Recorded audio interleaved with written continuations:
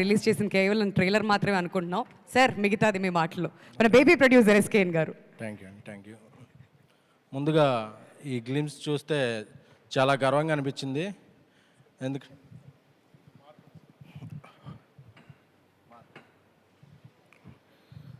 ముందుగా ఈ గ్లిమ్స్ చూస్తే చాలా గర్వంగా అనిపించింది. ఎందుకంటే తెలుగు సినిమా ఇంకో మెట్టెక్కినట్టు. ఎందుకంటే టాప్ స్టార్స్ ఎలాగో టాప్ 6 లీగ్లో ఉన్న స్టార్స్ ఇలాంటి సినిమాలు చేయటం ఇప్పుడు ఒక ఆనవాయితీగా ఉంది. బట్ అప్కమింగ్ స్టార్స్లో కూడా ఇలాంటి తెలుగు సినిమా స్థాయిని పెంచే సినిమా ఆ విజువల్స్ చూస్తుంటే గూస్ బంప్స్ వచ్చినాయి. తేజ నాకు చాలా కాలం నుంచి చాలా సన్నిహితుడు, ఆయన అలాగే చెప్పాను. ఎందుకంటే విశ్వప్రసాద్ గారి ప్యాషన్ ఒక ప్రతి ఫ్రేమ్లోనూ కనిపిస్తుంది. ఎందుకంటే ఆయన బ్యానర్ ఫ్యాక్టరీ అయినా ఆయన చాలా నాణ్యమైన క్వాలిటీ కంటెంట్కి ఆయన ప్రిఫరెన్స్ ఇస్తారు.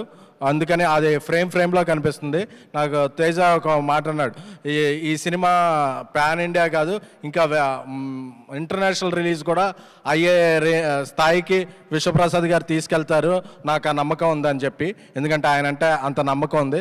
సో ఈ గ్లిమ్స్ చూస్తుంటే కార్తీక్ ఘట్టమనేని ఆయన విజువల్ సెన్స్ ఒక విజువల్ పోయిటరీలా ఉంది. సో గ్లిమ్స్ ఎలా ఉందంటే దీని తర్వాత వచ్చే టీజర్ ట్రైలర్ ఎలా ఉంటుందో ఇక మన ఊహలకే ఊహించుకోవచ్చు. సో ఈ సినిమా ద్వారా తేజ కెరీర్లో ఇంకా మరింత ఇప్పటికే ఒక మార్క్ సృష్టించాడు. ఇప్పుడు హనుమాన్ అంటే హనుమాన్ సాధించిన విజయానికి టీజర్లా ఉంది.